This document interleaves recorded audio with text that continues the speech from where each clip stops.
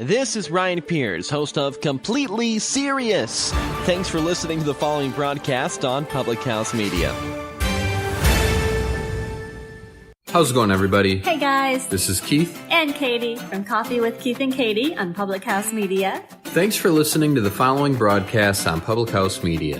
When you're done listening to this show, I hope you'll come check out our show, Coffee with Keith and Katie. A new episode comes out every Sunday morning at 9 o'clock. Thanks for listening to the following broadcast on Public House Media.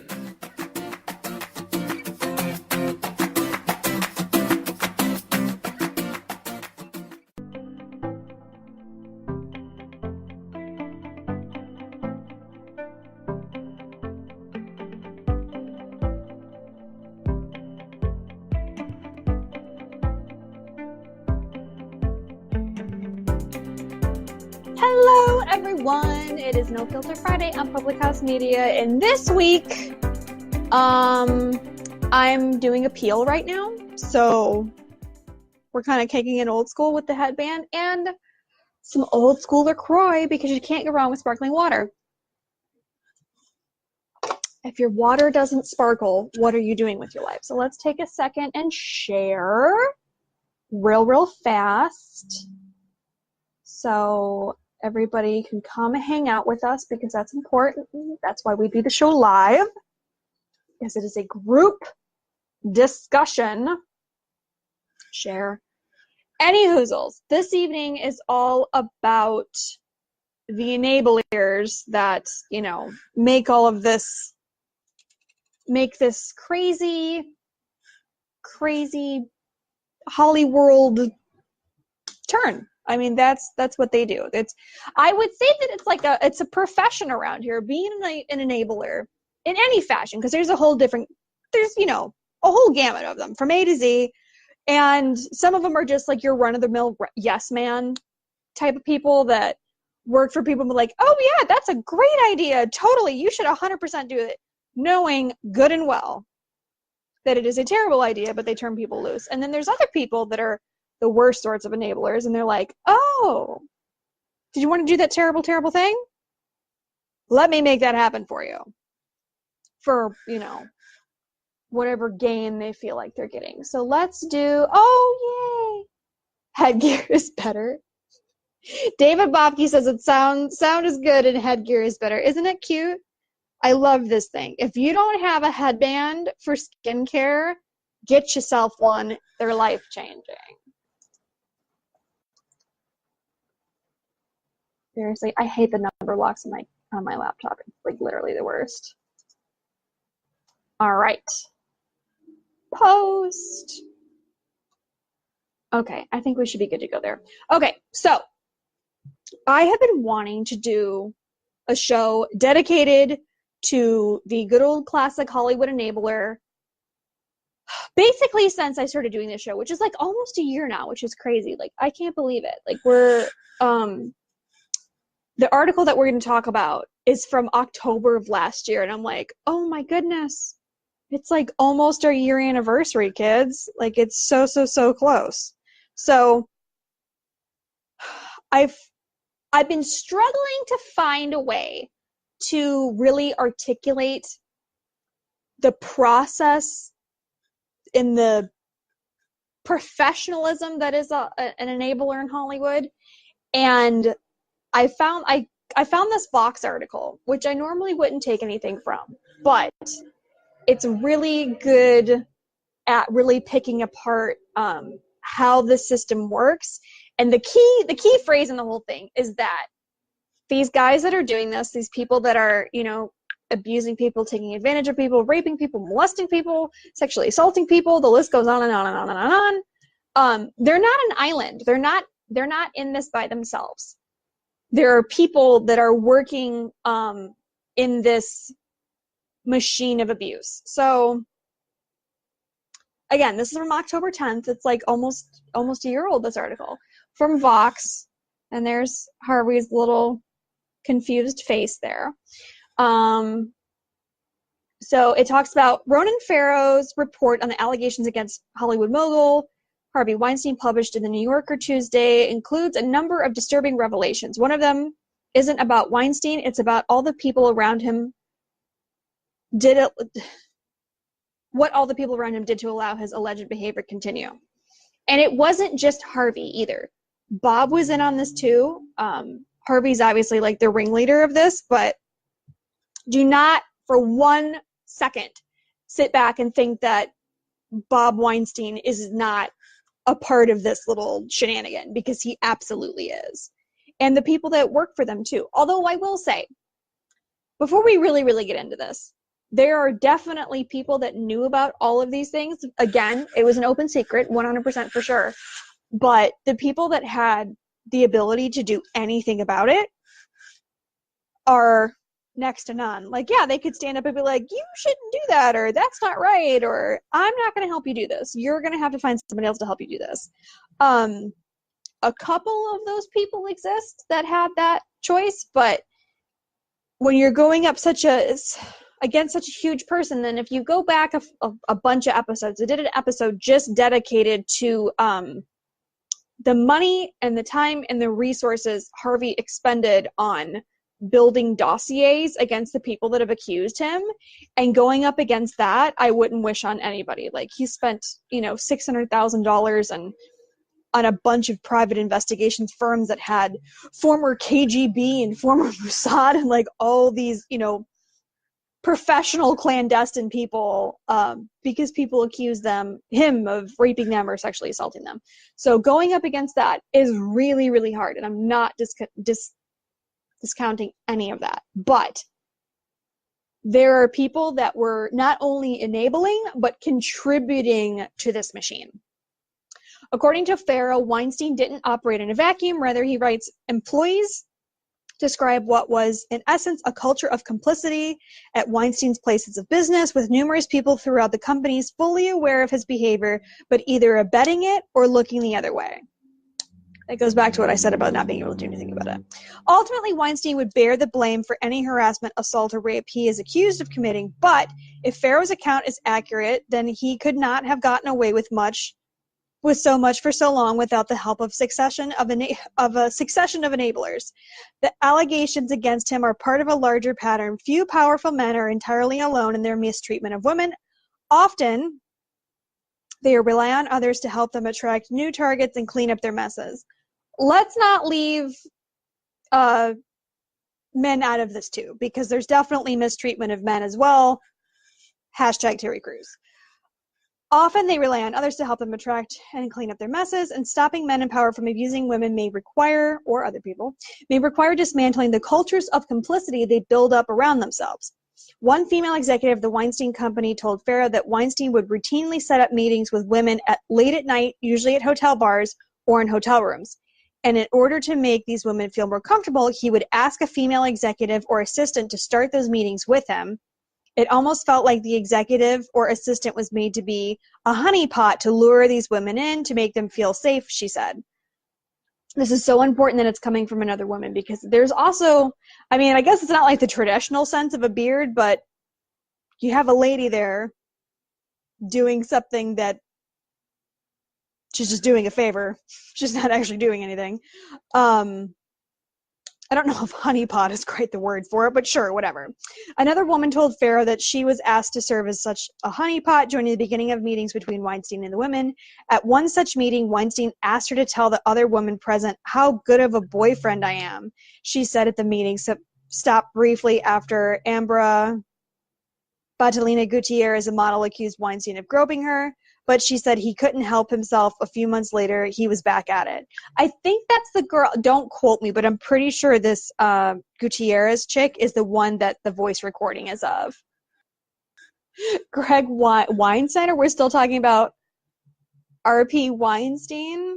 That was so 3 months ago. Well, he's in the news like every week. He just can't do anything about it, and it's going to keep going. He's the head of the... Oh, and Cody came in. Hello, Cody. Thanks for coming in. But anyway, I'm pretty sure this Gutierrez chick is the one that has the really good audio recording of him and her together. A male former employee who helped set up meetings between Weinstein and women, said that many of the women were scared and unaware of the nature of the meetings. One woman especially troubled him. He told Farrow, "You just feel terrible because you could tell this girl, very young, not from our country, was now in a room waiting for him to come up there in the middle of the day, and we were not to bother him." This happened all the time, and a lot of times these girls' agents or managers sent them over there. Like, it wasn't just like, he didn't find random girls' phone numbers and be like, "Hey, come meet me in this hotel." Like, there's layers of communication that have to happen before like anybody's actually face to face with anybody. And you have to go where your agent or manager tells you to go. Just part of the deal. If your agent calls up and says, "Hey, you need to be to Paramount in 20 minutes. Get over there." It doesn't matter if you live on the wrong side of the hill. You got to figure it out. And it's kind of the same thing with meetings like this. Like, so-and-so needs you to come over immediately. Blah, blah, blah, blah, blah. Go now and get it done. Those are the kind of phone calls that you get, which is part of the deal. Anyway. Then there are damage control teams. Many people who talked to Farrow said that they had seen Weinstein's associates confront and intimidate those who crossed him and feared that they would be similarly targeted. Farrow writes, "Weinstein and his legal and public relations team have conducted a decades-long campaign to suppress these stories," he continues. That campaign allegedly included settlement negotiations that felt to one employee like David versus Goliath. The New Yorker story paints a picture of a web of enablers around Weinstein, helping him lure women into what Farrow calls professional meetings that were a little more than thin pretexts for sexual advances, and then helping him pay them off or intimidate them into silence if they complained. It's an old story. The powerful man insulated from his repercussions of his behavior by those around him. Of course, again, this article is a year old, so this came out before the big article about how much he spent in who he had in place to go get those dossiers to discredit Rose McGowan, Rosanna Arquette, and then there was one other lady that was involved, but it was mostly Rose McGowan and Rosanna Arquette. Like, that episode about that is crazy. That's some like really like, it's already bad. Like, the baseline was bad, and then the lengths and the resources and the time and money spent on building those dossiers go into another stratosphere of crazy.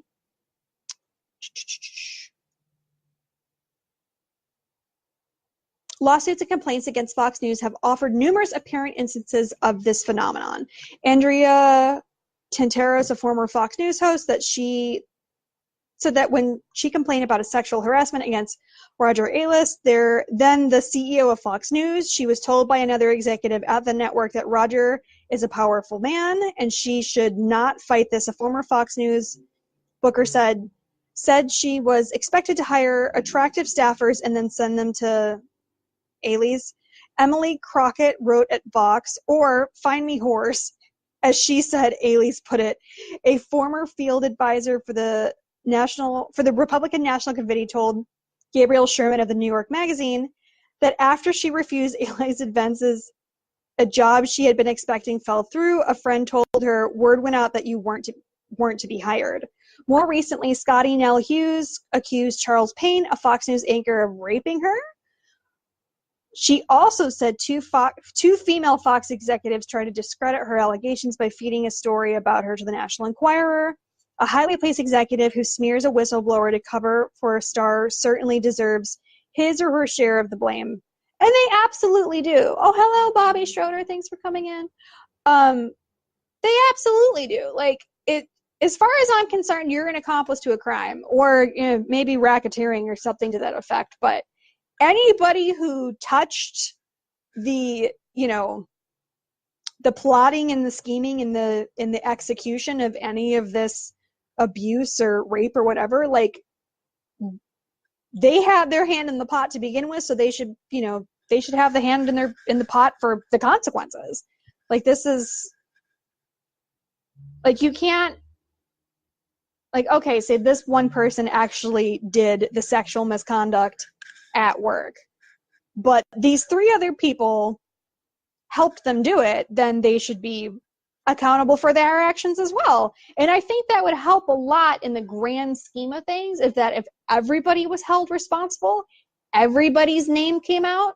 Like, with all the stuff with Harvey, if more came out about Bob and the advisory board and the executive team over at any of Harvey's companies, whether it be Weinstein, Miramax, any of those, then a lot more would be happening in the grand scheme of this town and how we're going to deal with this whole Me Too situation. It's a little harder to know what to think about some of the people who worked for Weinstein, especially those lower in the company hierarchy. Quitting a job in protest isn't an option for everyone, and employees may have feared the Goliath treatment from Weinstein's legal team. A female executive who spoke to Farrow told him she could face hundreds of thousands of dollars in lawsuits for violating the non-disclosure agreement in her contract. But at the same time, though, like, it seems to me that there should be a clause somewhere in non-disclosures that if someone's breaking the law or they're doing something that they're not supposed to, then the non-disclosure shouldn't cover that. Like, excuse me, trade secrets, things like that, totally, that can go in a non-disclosure. But if you contracted someone to kill someone, it is illegal to murder someone. Therefore, that contract can't be good. Like, if that person didn't end up killing the person that you hired them to do, you can't sue them and be like, this person didn't do what I hired them to do. I want my money back. Like, you can't murder people. That's illegal. Like, I kind of think it should be the same thing. Like, in my opinion, it's not that much of a stretch. What is clear is that powerful men who abuse women are often protected by the silence of those around them, and that silence needs to be broken for justice to be done. In a post on Patreon titled What Comes After Whisper Networks, Alex Press, an assistant editor at Jacobin, I don't know what Jacobin is, but okay, offers some ideas for helping women share their knowledge of predatory men. She argues that unions are the best way to stop harassment within a workplace, but she notes many abusers prey on women across several workplaces. Perhaps, she writes, what's needed is a hotline for women to report abuse, one that guarantees anonymity and connects the victim with a woman in her field who is willing to guide her through the possible steps she can pursue. Is it back? Okay, sorry about that. Anyway, apparently my internet is like wavering today. But now, I mean, like, supposedly the hashtag, like the Time's Up Now people in CAA have like built those hotlines and those like defense funds and things like that. So maybe that's a thing, but at the same time, I don't know anybody that's used it or actually gotten any help from it. Like, from all we know, it's just a PR campaign. And then furthermore, I forget what episode it was on, but I did go over an article where somebody was like, well, of course, like, the big agencies are taking up for this Time's Up Now, and we're going to have a defense fund, and we're going to have an abuse hotline, and blah, blah, blah, blah, blah, because they were the ones enabling. Oh, Lauren's here. Hello, Lauren. Thanks for coming in. They were the ones that were sending people to these meetings and ensuring that these people were going to keep working and carrying on about their abuse and such like that. And then Terry Crews outed them here recently, that the guy that assaulted him on multiple occasions was the head of features, the head of motion pictures at William Morris. Like, if you're the head of a company, like, how do you get fired? Or what do you do? Everybody underneath you can complain and be like, you did this or you did that. I'm like, whoa, I'm kind of the grand poobah around here, so screw off. But anyway, let's get back to this last little piece. Ultimately, stopping sexual harassment, assault, and rape in the workplaces around the country isn't just about denouncing Harvey Weinstein or other men accused of abuse, as many in Hollywood have already done. It's also about dismantling the networks of silence that can keep abusers safe from consequences for decades. And to do that, those who have witnessed or survived abuse will need networks of their own. 100% accurate. And all the time that I spent interviewing people that were survivors of sex crimes or gender-based violence, not a single one of them were hurt by someone that it was a single experience. Every single time that I talk to somebody who survived any manner of crimes, that person that did it to them had already done it to other people and continued to do it to other people. And unless they died, like in the case of Omar and Martine, they're continuing to do it because they've run around unchecked. And if you ask anybody who's been harmed by someone, sexually or not, and nothing happened to that person from their experience, they didn't live any consequences, they continue to do it, and they are emboldened and they are empowered to continue to do it. Harvey Weinstein in particular, like, he was getting off on his power over people, and it wasn't just the people that he was sexually assaulting or raping or molesting. It was his people that he had working for him. One of the reasons why Harvey's been like the sacrificial lamb in this whole thing is because, I will sing this up and down the streets until people get it. He had a Brutus and Caesar kind of situation because him and Bob have been so terrible and so abusive to so many people over the years, whether that they used to work for them, currently work for them, didn't even just worked with them, like not at a company that they own, but just, you know, they worked at a distributor or another studio or a rental house, like you name it, independent contractors, whatever. They were so awful to them that as soon as somebody really got a good stab on them, everybody else was like, get him! And it was a straight up Brutus and Caesar. So that was like the power over the person that he was abusing sexually, and the power over that he had the people that were on his staff or worked with him in whatever capacity, that he got them to do his, you know, his dirty work for. He was like, you're going to do this for me. You're going to like it. And if you don't, I don't care. And there's nothing that you can do about it because I'm the HNIC, basically. So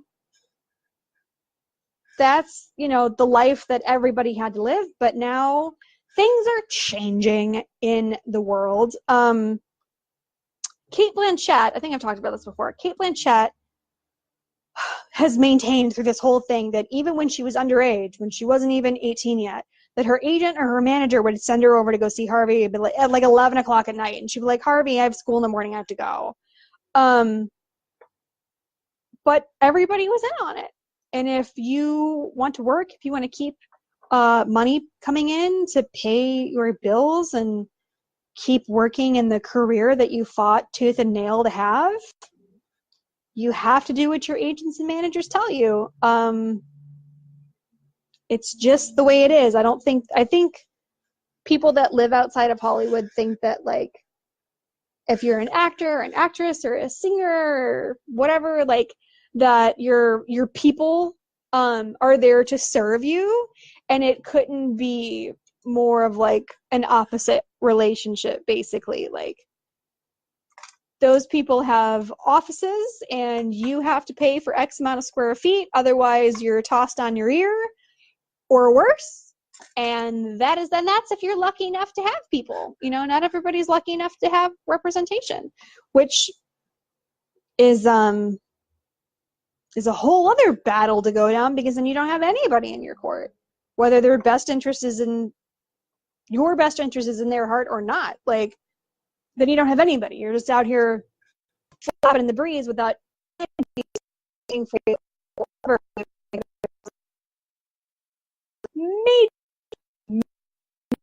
Around here, you can't